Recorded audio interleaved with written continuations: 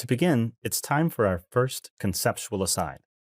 In this course, whenever you see this symbol, it means we're about to focus on a topic that isn't directly the topic of the course, but rather a vital piece of side knowledge that you need to properly learn HTML and CSS.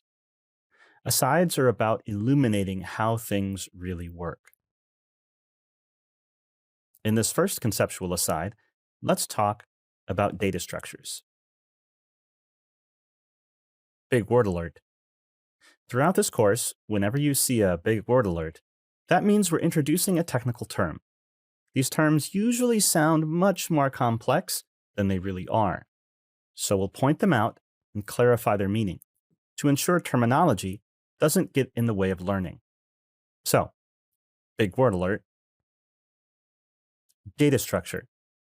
A particular way to organize and store data so that a computer can quickly and efficiently access and modify it. Let's look at an example. A computer's memory is full of data. That data sits in particular memory locations that have addresses to identify them. The data can then be accessed via that address. And a memory location can contain a reference to the address of a different memory location, pointing from one to the other.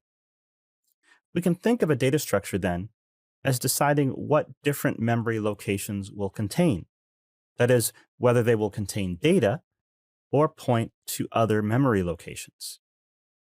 For example, here I may decide that I have groups of 3 memory locations where the first contains data and the next 2 either point to another memory location or are empty. If I was to imagine this visually, I might draw it like a series of boxes and arrows. Each box represents the location where the data is stored. Each memory location that points to another memory location is represented by an arrow.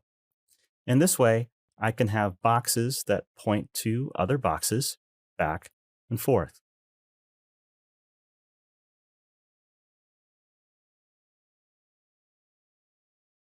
There's a name for structuring data this way.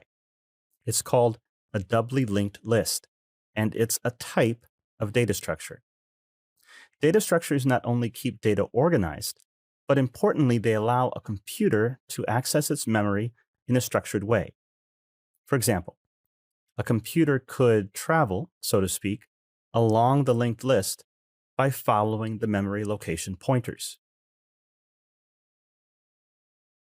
And there are many kinds of data structures, each different and useful for different purposes. For example, there are linked lists, arrays, and trees. For this course, there is one data structure in particular that is of interest to us. It will appear again and again and again.